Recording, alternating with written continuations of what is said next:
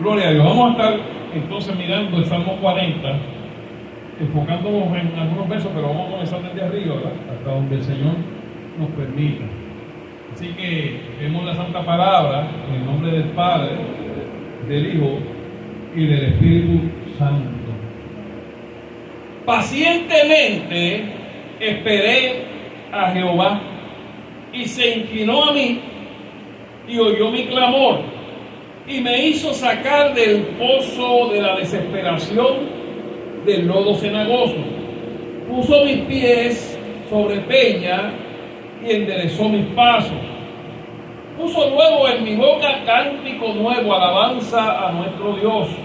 Verán esto muchos y temerán y confiarán en Jehová. Bienaventurado el hombre que puso en Jehová su confianza y no mira a los soberbios ni a los que se desvían tras la mentira. Has aumentado, oh Jehová, Dios mío, tus maravillas y tus pensamientos para con nosotros.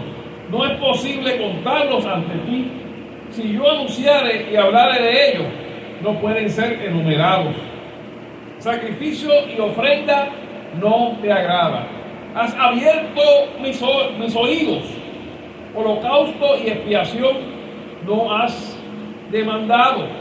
Entonces dije, aquí vengo, en el rollo del libro está escrito de mí, el hacer tu voluntad, Dios mío, me ha agradado, y tu ley está en medio de mi corazón.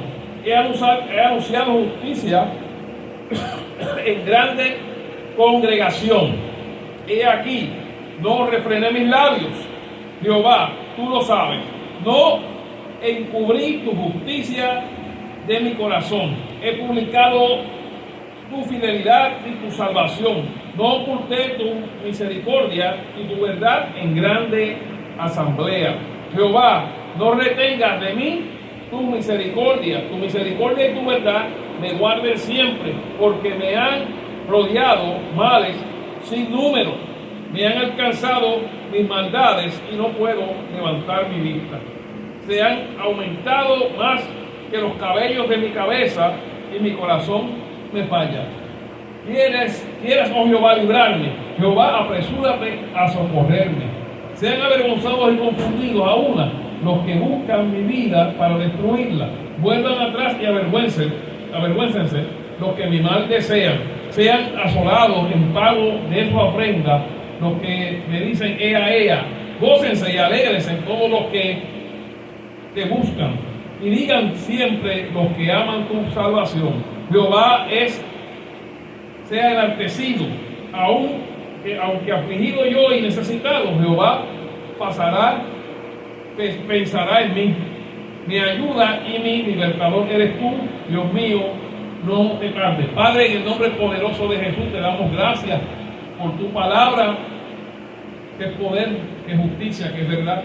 Te rogamos, Dios, que te glorifique y que tu Espíritu Santo la use, Dios mío, con poder para seguir transformando nuestras vidas, encaminándonos por tu camino y sobre todo llevándonos a tu voluntad. Bendice a mis hermanos, Señor, que puedan recibir el alimento, Dios mío, y ayúdame a Dios a transmitirlo por tu gracia y tu poder. En el nombre de Jesús, amén. A mí puede sentarse, hermanos. Los que están viendo, Dios me los bendiga. A lo mejor no se asusten, leímos todo el Salmo, pero no vamos a estar, yo creo que reflexionando sobre todo el Salmo, sino algunas porciones del Salmo. Pero es interesante este Salmo, que casi todos los salmos son en cierta forma poesías, pero que son poesías proféticas, poesías que están hablando en muchas instancias de lo que iba a pasar Jesús, de las situaciones que iba a enfrentar el Señor, de lo que iba a pasar, de verdad, a Jesucristo. Dice aquí el salmista, en este caso David, dice: pacientemente esperé a Jehová y se inclinó a mí y oyó mi clamor. Mire, David pasó por muchas aflicciones, porque David es un tipo de Jesucristo y estaba ya en forma de, ¿verdad? Dios hablando a través de lo que le pasaba a David, lo que le iba a pasar a Cristo. Entonces David pasó por muchas. Si usted se pone a leer Samuel, en la primera y segunda de Samuel, donde habla la historia de David, usted va a ver todas las cosas que tuvo que soportar. Él siéndole fiel a Saúl, Saúl siempre quería matarlo. Saúl siempre lo quería perseguir. Tuvo que esconderse en cuevas, siendo él el que libertaba, siendo él el que verdaderamente que cuando peleaba a Israel lo levantaba.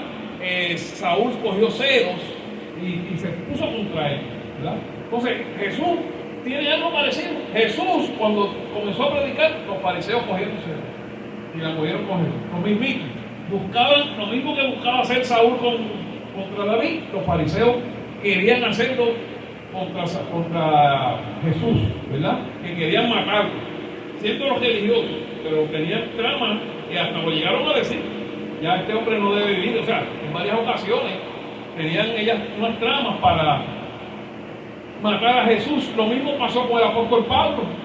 O sea, cuando tú comienzas a predicar la palabra de Dios, el enemigo se va a levantar. Se va a levantar y muchas veces es más fuerte el ataque de los religiosos que de los mismos que no son religiosos. Mire el caso de Jesús. Los fariseos fueron los más que lo atacaron. Mire el caso de Pablo. Los fariseos fueron los que lo persiguieron. Mire el caso de todos los siervos de Dios en la historia que han sido perseguidos porque se han parado con valentía a oponerse a las trabas religiosas que en muchas ocasiones están en contra de la palabra de Dios. Mire todo lo que pasó durante la Inquisición, todo lo que pasó, lo que sufrieron muchos hijos de Dios que tuvieron que esconderse porque había persecución, no había una tolerancia, ¿verdad? Y no sé de dónde ellos sacaron ese estilo de ministerio de perseguir y matar, porque eso no está, los apóstoles nunca lo hicieron, ni los profetas tampoco. Eran perseguidos, pero no perseguían. Pero cuando usted ve las religiones modernas, esto está en la historia y lo leen. No, esos fueron unos pequeños errores. Wow, unos pequeños errores, toda la gente que murieron por causa de esos pequeños errores, y no hay arrepentimiento. Aleluya.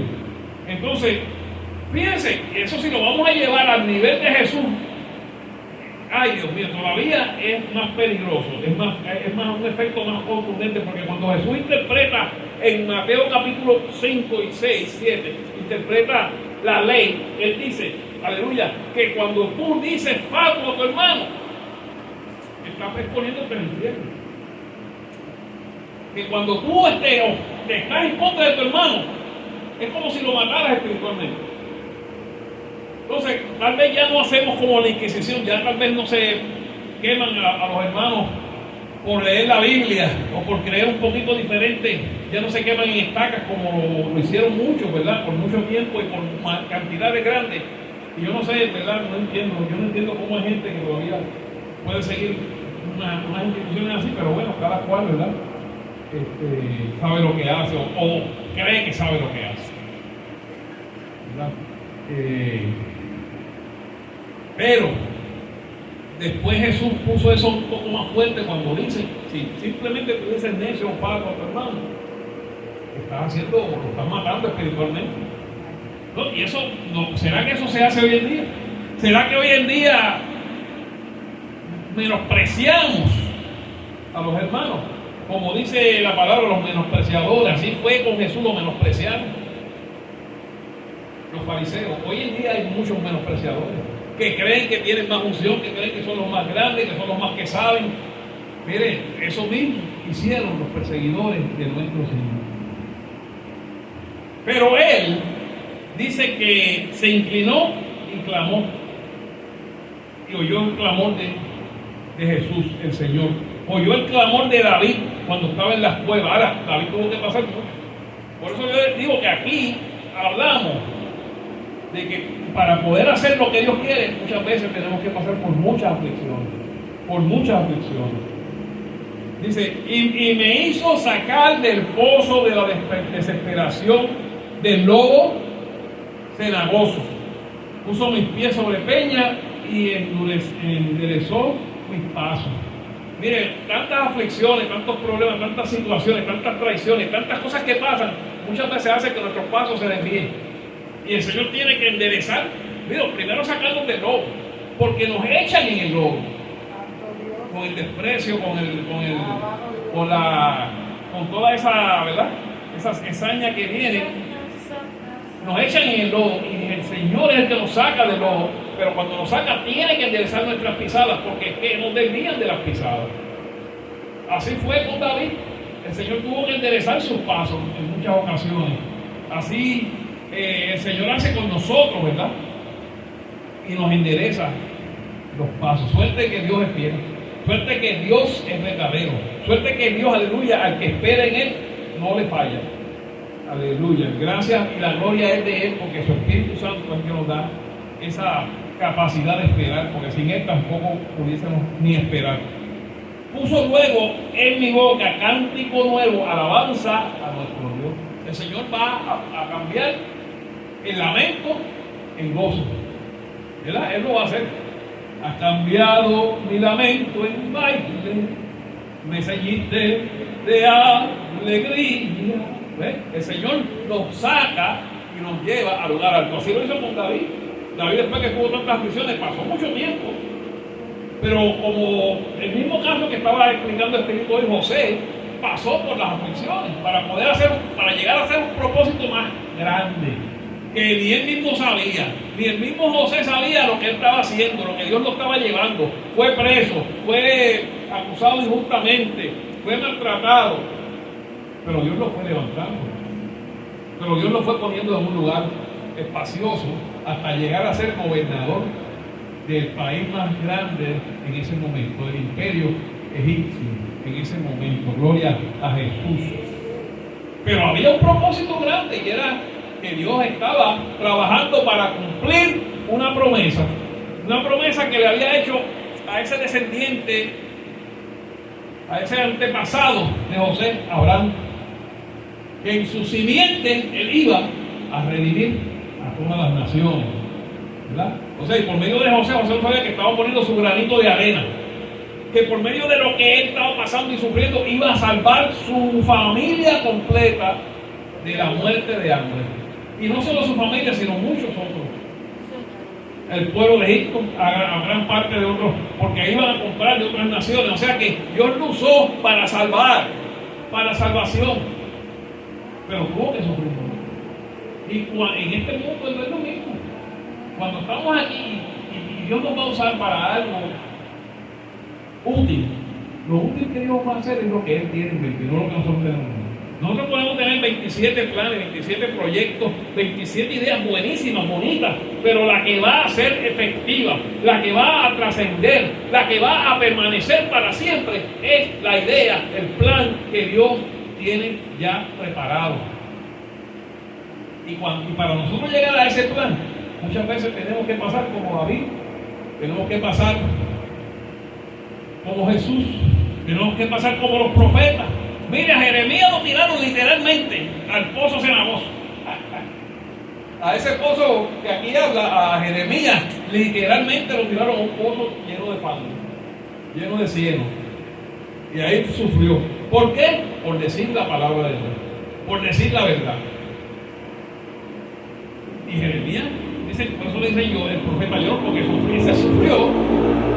sufrió mucho. Porque el Espíritu de Dios estaba en él y él amaba a su pueblo, pero ese mismo pueblo lo contradecía. Ese mismo pueblo se dejaba usar por el enemigo para perseguirlo, lo afligía. Pero él siguió adelante y todas las palabras que Jeremías dijo se cumplieron. ¿Y sabe qué? Dios le dio a Jeremías el privilegio de ver cumplidas sus palabras.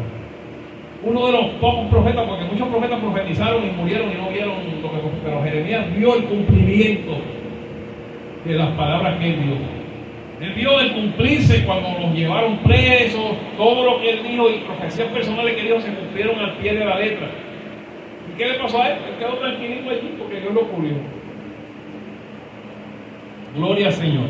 O sea que vemos que este camino tiene pozos cenagosos, tiene momentos donde nuestras pisadas se desvían y el Señor tiene que enderezarnos, ¿verdad? Dice, pero cuando pasa toda esa aflicción, el Señor pone cántico nuevo. Dios nos restaura, Dios nos levanta con más fuerza, nos levanta con más determinación, con más visión, con más poder, con más autoridad, con más bendición, aleluya. Dios está preparando y tiene un plan. Nosotros confiamos en Él.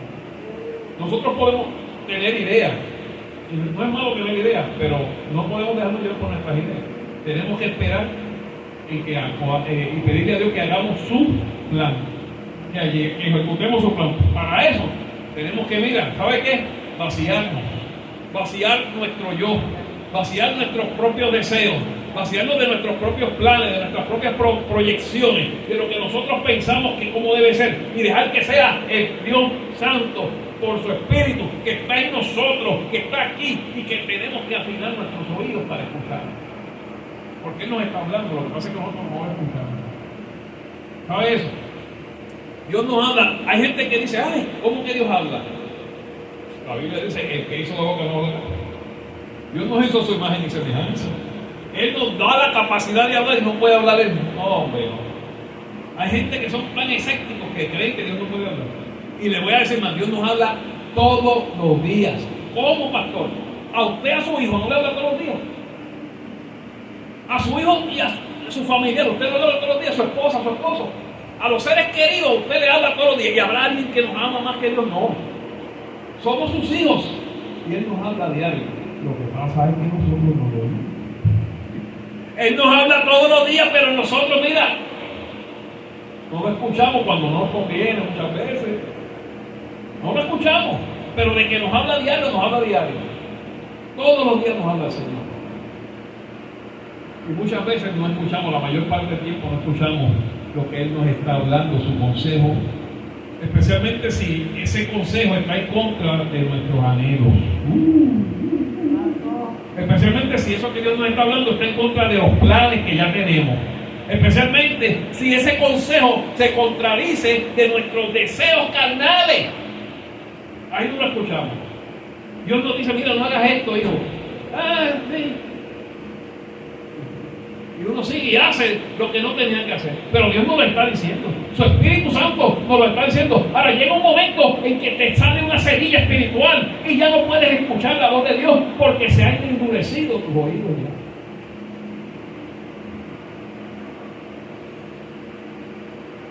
Gloria a Dios. Mire, pedimos a Dios que no permita que se nos tapen los oídos espirituales. Porque muchos los tienen tapados. Muchas iglesias tienen los oídos tapados. Muchas iglesias, mucha gente está haciendo lo que le da la gana y no escuchan lo que el Señor habla por su palabra y por su Espíritu, que no se contradice.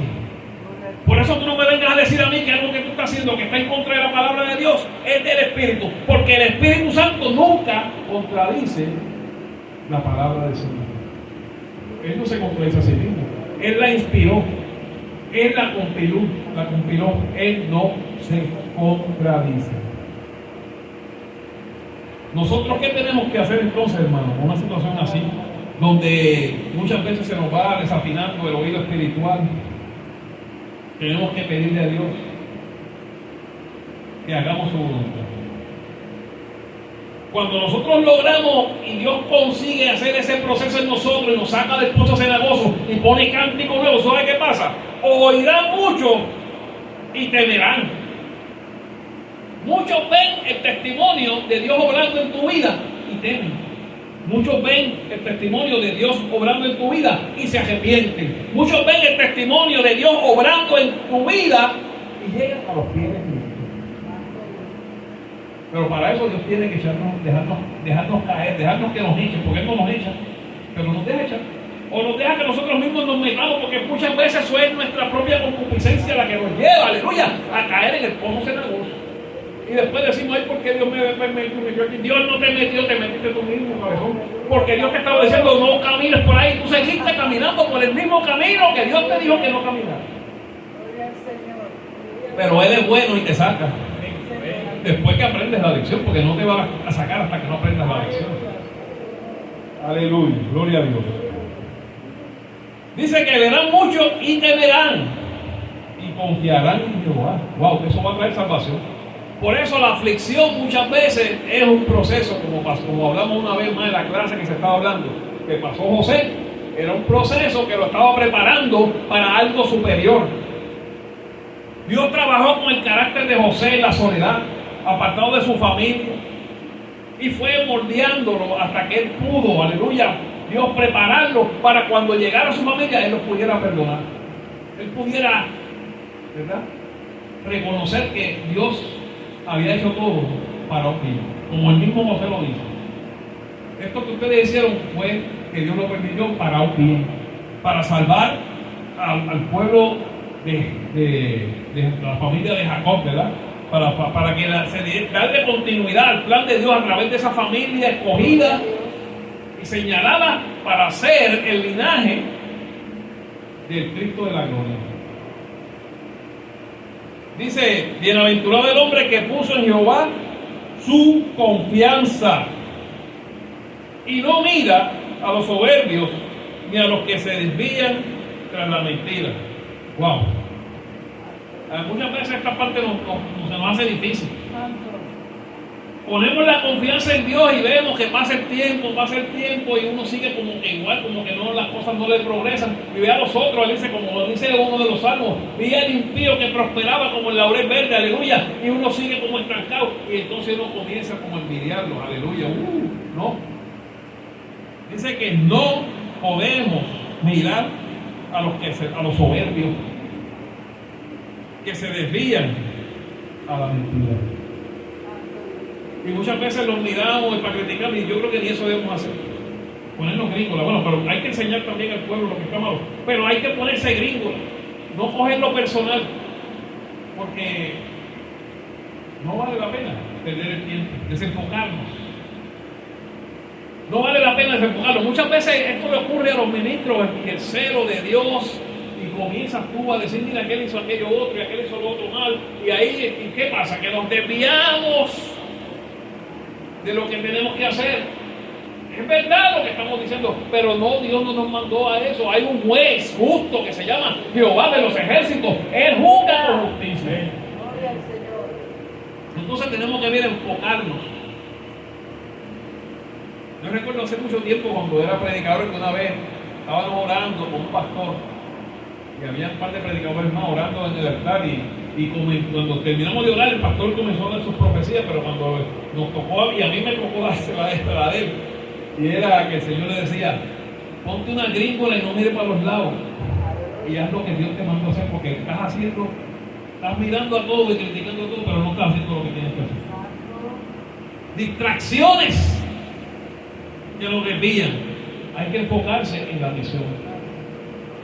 Hay que enfocarse en la misión que Dios nos entregó. Dice: has aumentado, Jehová, Dios mío, tus maravillas y tus pensamientos para con nosotros. No es posible contarlos ante ti. Si yo anunciare y hablare de ellos, no pueden ser enumerados. Tantas cosas grandes que Dios hace con nosotros día tras día.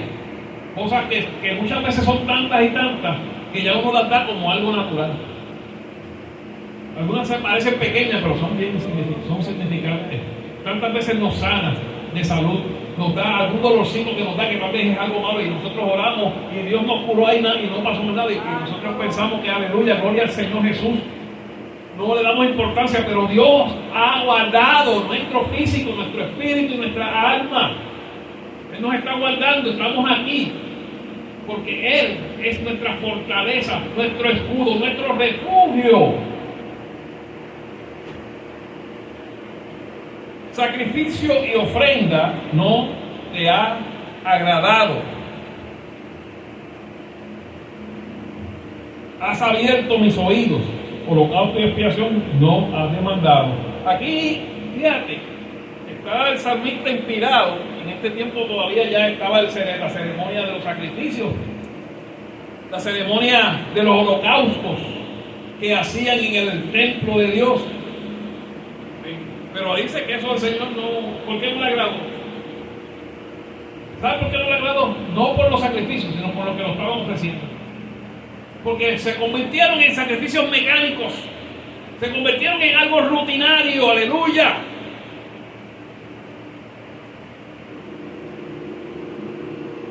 Se se convirtieron en una especie de monotonía, de algo sin vida, sin pasión.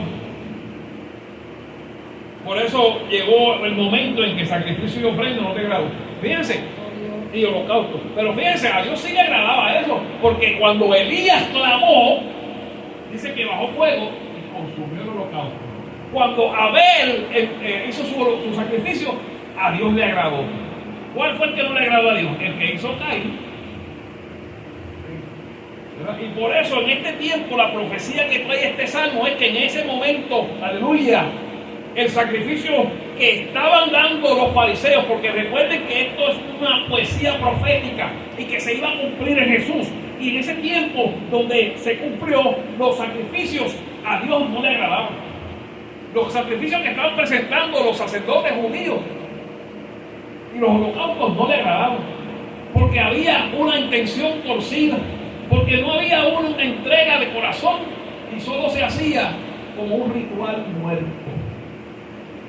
Y aquí Jesús dice, no, si el Padre no quiere sacrificio, el Padre no quiere holocausto, lo que quiere es que sirvamos lo que Él quiere, que hagamos lo que Él quiere. Por eso dice aquí, has abierto mis oídos. Cuando dice ahí que has abierto mis oídos, oiga esto, atienda. Cuando Él está diciendo has abierto mis oídos, no quiere decir que nos hizo así para que escucháramos. Es que nos hizo una perforación, aleluya, en el oído. ¿Cómo, pastor? Nos hizo un agujero en el oído, porque eso era un ritual para hacerse esclavo, para hacerse siervo de Dios. Había una ley, de la ley de Moisés, donde cuando tú eras un pobre de Israel, eras alguien que estaba necesitado y estabas en quiebra, había una ley que un rico podía adoptarte como esclavo por un tiempo. Por eso ellos celebran lo que se llama el jubileo. Y en ese año de jubileo, cada 7 años, se supone que ellos podían salir libres. Y el rico que los había tenido como esclavos estaba obligado a darle recursos para que ellos volvieran a mover, a evolucionar, en su familia volviese a ser otra vez funcional, ¿verdad? Estoy hablando de familias que caían en quiebra, que tenían problemas económicos. Dios en la ley había establecido un procedimiento. Y tú te hacías esclavo. Vamos a suponer que yo me hubiese hecho pobre y me hacía esclavo de Estilito a los 7 años. Estilito me tenía que dejar ir y me tenía que suplir para yo poder volver a seguir funcionando. Pero si Estilito me trataba tan y tan bien, y yo decidía, me voy a quedar de esclavo con Estilito porque me conviene. Había un ritual, un compromiso, donde yo ponía mi oreja en la esto de la puerta, en la madera, y con un cincel que usan los zapateros, te hacían un agujero, y esa era una señal de que tú ibas a ser esclavo de Él por siempre. Por eso Jesús le dice aquí, profetizando David, ¿verdad? Que es tipo de Jesús, has abierto mis oídos, me has hecho tu esclavo. Jesús no quiere, Dios no quiere que hagamos sacrificios de holocaustos, sino que seamos sus esclavos. Que hagamos lo que Él dice, como hizo Jesús, como hicieron los profetas. Entonces dije, he aquí vengo. En el rollo del libro está escrito de mí. Por eso es que Jesús dice, el hacer tu voluntad, Dios mío, me ha agradado. Porque si soy su esclavo, tengo que hacer su voluntad. Un esclavo puede hacer otra cosa que no sea la voluntad del amo. ¿Ah? ¿Algún esclavo que usted sepa en la historia puede hacer algo contrario a la voluntad del amo? No puede. Tiene que hacer la voluntad del amo. Por eso aquí Jesús nos enseña ese camino. Si nos hacemos esclavos de Dios, vamos a hacer su voluntad. Pero ¿qué requiere ser esclavo de Dios? Que tengo que vaciarme de Dios, de lo mío, lo que me gusta, mis planes, mis deseos, mis ideas, mis proyectos. Toda esa cosa hay que vaciarla. No quiere decir que no se vaya a hacer. Si es la parte de la voluntad de Dios, se hace. Pero que yo no camine buscando cumplir mis planes, sino que camine buscando hacer la voluntad de Dios. El hacer tu voluntad, Dios mío, me ha agradado. Y tu ley, oye, y tu ley está en medio de mi corazón. Para hacer la voluntad de Dios primero, la ley de Dios, su palabra, tiene que estar como centro en nuestros corazones. La ley de Dios tiene que ser lo que rija nuestra vida. La ley de Dios no solo hablarla en la iglesia, sino vivirla todos los días. No es fácil, pero ¿sabes qué? Tienes el Espíritu Santo que te da la fuerza y te ayuda. Tienes el Espíritu Santo que, aleluya, camina contigo, que es tu consejero, que es tu consolador en el tiempo de angustia. El hacer tu voluntad, Dios mío, me ha agradado, y tu ley está en medio de mi corazón. Cuando yo comienzo a hacer la voluntad de Dios, mira, es porque la ley de Dios está rigiendo mi vida. De otra forma no lo puedo hacer. Pero mire, si ignoramos la Biblia, si usamos la Biblia con versos sacados de contexto para conseguir nuestros planes,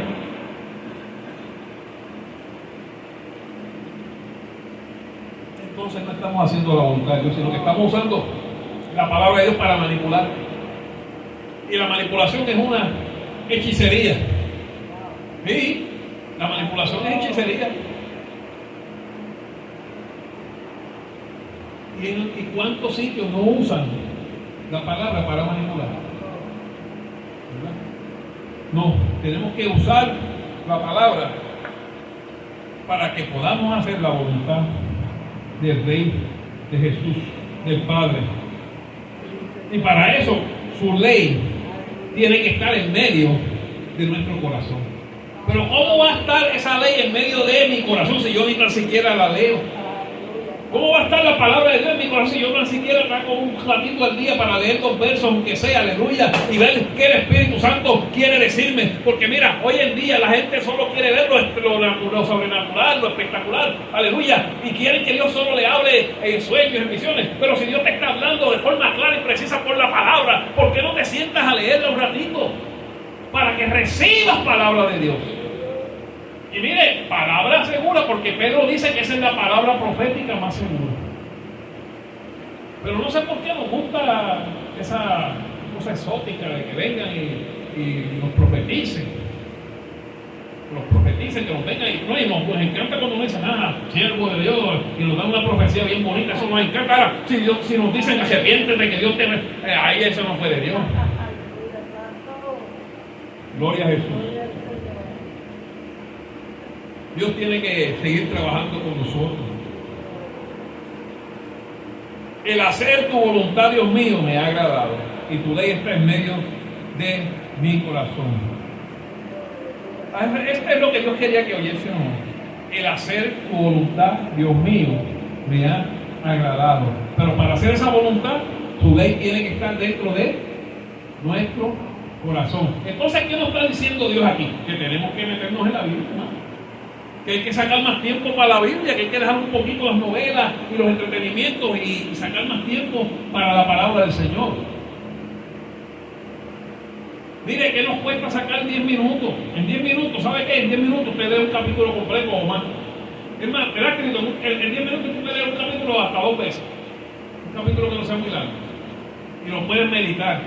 Porque tampoco es leer como el papagayo. O sea, el papagayo leí 4 versos, que leí 4 capítulos, pero lo leí a las millas.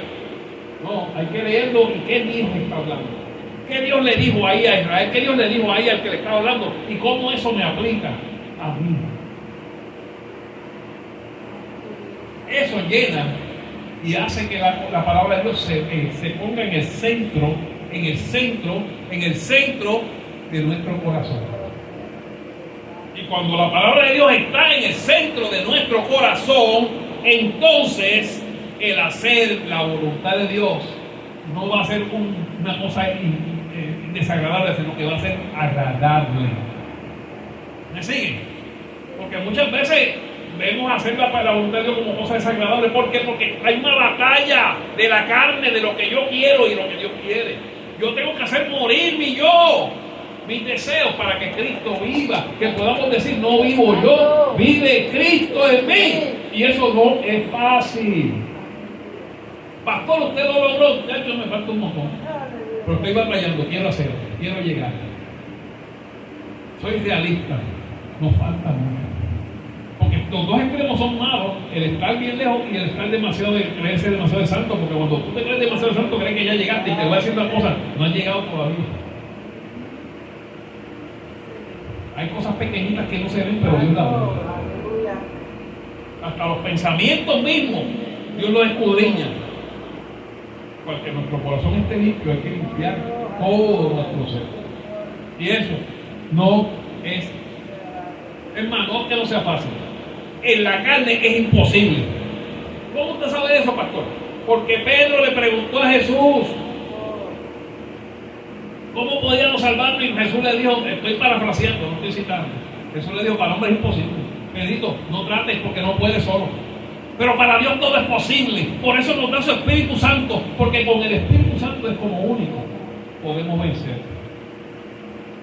El hacer tu voluntad, Dios mío, me ha agradado. Es lo que el Señor quiere que escuchemos hoy. Vamos a ponernos de pie, vamos a orar. Dios bendiga a los hermanos que están escuchando esta grabación, la van a escuchar más tarde. Vamos nosotros a orar acá, Dios me los bendiga y hacer la voluntad de Dios.